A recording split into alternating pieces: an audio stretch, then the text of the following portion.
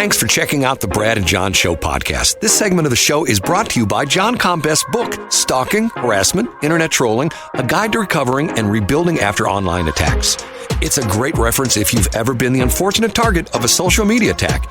It's available on Amazon. Just search John Combest. That's C-O-M-B-E-S-T, John Combest, and the book will show up in your search results. Now it's time for another segment of the Brad and John Show. Can you handle it? It's me, Egbert, once again. I'm the new owner of this station. I went out and hired the best talk radio consultant, Jeff Allen from News Talk STL, and told him to hire the worst talent he could find. Jeff did exactly as I told him. Ladies and gentlemen, here are Brad and John. Well, John, what'd you think of Mary Elizabeth Coleman? It was a great conversation you guys had. I'm glad she got a chance to talk a little bit about decline to sign. And I like the personal stuff, Brad, of being able to talk about how anti-Israel protesters are outside her house. That makes a lot of sense. You know, and see, once again, I'll be honest with you. I like her because, you know why I like her, John? Why is that? She's a real person. You know, She is. Yeah, she really is. She's not like, well, Brad, let me tell you exactly how I feel about that. You know what I mean? She's not doing the talking points crap, that kind of stuff. Which, and you know, and one more thing. One thing that I've always appreciated about Mary Elizabeth is that she doesn't cower to confrontation. So if you're wrong about something, Brad, or you say something, or she has a helpful suggestion like, hey, tell people that they're going to be on the air at the beginning, even something minor or something major, she's not fearful of confrontation. So many people are so fearful of having terse words with someone. And that's usually a sign of insecurity. It's usually a sign that they crave approval. Mary Elizabeth Coleman doesn't need anyone's approval. So she's going to have tough conversations with people when she needs to have them. I tell you what, if I were in her position, obviously she's not me, man, I would have a field day with these protesters. I would be out there. I would be out there and, you know, I'd set up my sound system. You know, I'd play Music Farm, which they'd hate. You know, I would offer them brownies and stuff like that. I bet you'd offer I'd go to brownies, White Castle. Brad. I know you like to go through the drive-thru down there in Washington. You know, what is it, the Missouri Health and Wellness? That's your favorite spot? There's no drive-thru there. You crashed your car through that window. Not me. And by the way, you mentioned to Mary Elizabeth, if folks want to visit, you mentioned go to the website. But specifically, Brad, it's egbert.com. That's EGGBURT. A lot of people just go to bjshow.co, and we don't have a listen live link right there. Yeah, there is. Okay. Yeah, I'm here. Hold on a minute. Let me look. I'm pretty sure it's right there. Hold on a minute. I had a friend text me and said that she was on the website, bjshow.co, and didn't see a listen link. There it is right there. Listen live. Hi, I'm Egbert. Click on my nose to listen. I see. It's right okay. there. Well, hey, I bet everybody who's really important to listen, Brad, I bet they're listening live right now. Okay, because here's the Mary Elizabeth song. You ready? I'm ready. Will I be able to hear it? I think you should, yes. Here, okay. Hold on. Here, I'll do the test. What I did with her. Let's do it. Can you hear this? Ancient Chinese secret. Oh, yes, I can. Okay, then here we go. Mary Elizabeth Coleman, she's got that fire, can't be tamed. She's the lady to be in the state of Missouri. She's widely acclaimed with a vision so bright. She'll lead with pride and grace in the race for Secretary of State. She's setting the pace. She's a force to be reckoned. A leader through and through with her passion and dedication. There's nothing she can't do. She'll fight for our rights, protect our democracy. Mary Elizabeth Coleman, she's the epitome of bravery. Missouri on my mind, she's the one to lead the way. Mary Elizabeth Coleman, she's taking the stage today. The heart is true, she'll make our state shine in this race for Secretary of State. Senate to define. You like that, John? Love it, Brad. I love it. You know, all I have to say is I don't even know where to start with all the things that are right that have been said right here. There you go. I mean, and actually there's another verse to that, which I won't do the whole thing. What I need to do is, hold on, I need to end that. Okay.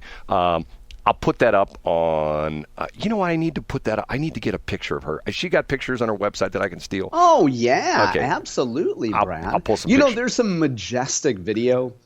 She's had conversations with folks with the liberal mainstream media, everyone from NBC to ABC, all these news outlets that have come to the Capitol and had conversations with her. There's a lot of that stuff. I say we just steal it from the media, but you know, you're a big copyright guy or whatever. Well, because yeah, there's a lot. Maybe you and I can do that corporate thing, and we'll collaborate on it, Brad. I'll send you some shots. Now, Brad, here's a behind the scenes question. that majestic voice, which is talking about Mary Elizabeth Coleman, it sounds a lot like the woman who sang the homage to My Love for Comfortable Shoes. Is it the same woman, do you think, Brad? It is. It's the same woman. Yeah, I didn't know if you could reveal that, because I know we usually keep those singers in a very special place. Right. It's the Brad John singers. Okay. That's right. Okay, I will send that. I'll put some pictures up, and I'll put that video on YouTube so people can listen to it. Okay. Now, hold on real quick. Let me interrupt one more time, Brad. If you're driving through your old neighborhood and you're on Criterion, or you're driving down Bell Fountain, wherever you happen to be at the moment, Brad, what song would you play? Would you play the Scott Fawn anthem? Would you play Mary Elizabeth Coleman? Would you play the Barbershop Quartet? Like, as you're driving on Benham Road in Spanish Lake, what would you be bumping?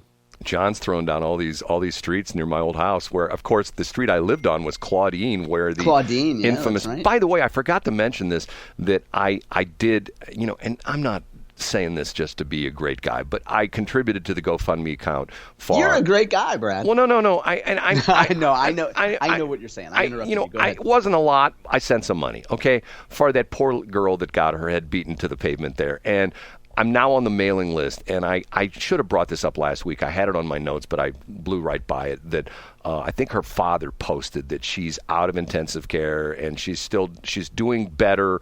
And, I mean, she's got a long road ahead of her, which is still sort of sad. But once again, that happened on the street where I grew up, to give you an idea of all this crazy stuff. Okay, now, a couple different things to finish off the show. I want to mention about the fact that, see, once again, things like this drive me nuts. The city of Clayton is considering banning gas-powered lawn equipment within the city. I didn't see this. Are you kidding me? No. Is everybody supposed to use an ego mower to mow their lawn? The alderman. See, here's the problem with this, okay? A lot of people have switched over to electric. Okay, now I will be honest with you and tell you that I'm a lawn care freak. I own, 13, 14 lawnmowers. I own several commercial lawnmowers, not that I bought them new, but if you were to buy these lawnmowers new that I have, some of them are close to $20,000 a piece. Okay, I didn't pay that for them. I buy them when they got a lot of hours. Matter of fact, the last one I bought was in bad shape. And don't be humble, Brad. Well, don't undersell your lawnmower collection. The problem with this is that the commercial lawnmowers for the commercial industry right now are not doing very well. And the biggest problem is, if you have a lawn crew out there, and let's say, not going to happen today because it's raining, but let's say if you, a nice day like it was yesterday, these guys hit the road early and they'll cut all day long, all through the morning, in the afternoon, sometimes even to when the sun goes down, okay?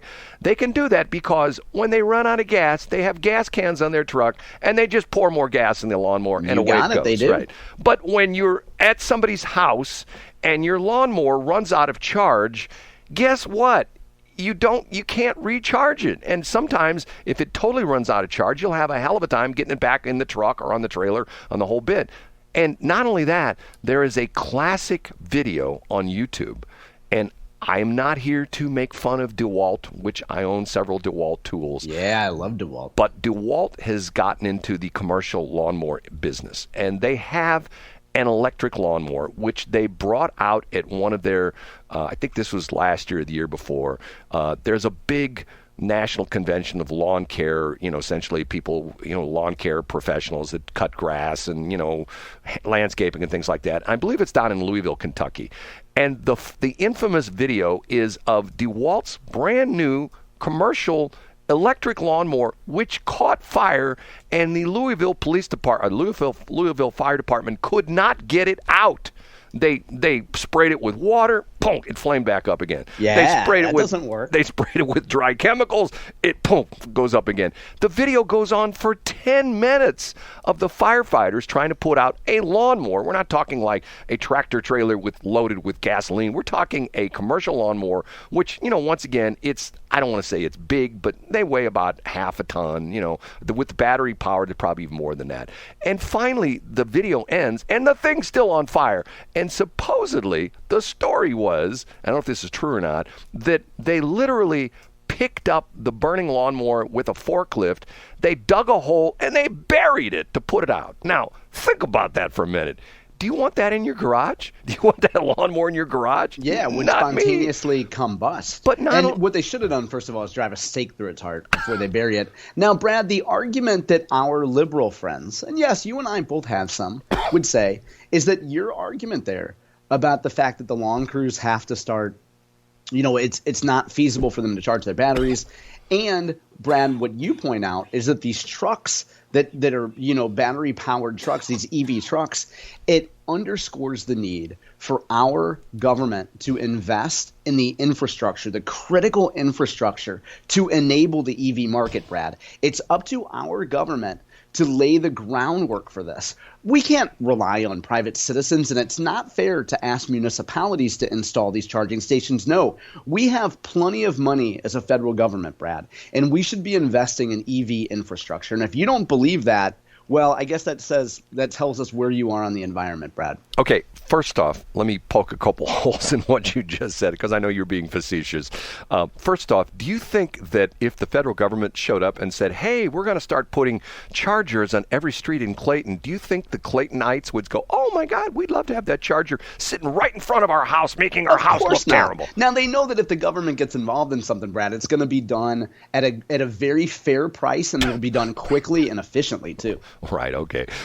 Dream on, John. And see, the other aspect of this is to me a shot at small business, because I don't think there are a lot of people who are homeowners in Clayton that cut their own grass. They probably have lawn services. True. And that means that these lawn companies that have invested, if you get a typical zero-turn lawnmower now is well north of $10,000. If you get a cheapie, it's $10,000. Usually you're looking at the Ferrises and the Skaggs and the John Deeres. A new zero-turn lawnmower, even what they call a stand-on lawnmower, is typically right around $10,000, $11,000. A zero-turn is usually about $12,000 to $20,000, depending on what you get. Okay, and if you look at some of these lawn care trailers, these guys got 5 or 6 lawnmowers on it. So you're looking at some of these guys are pulling $100,000 worth of equipment around, and all of a sudden they go like, well, see, now the other crazy part of that is that's going to increase the cost of people getting their lawn cut in Clayton, because of the fact that the lawn care company is going to say, well, and coming into Clayton, we have to use electric, which means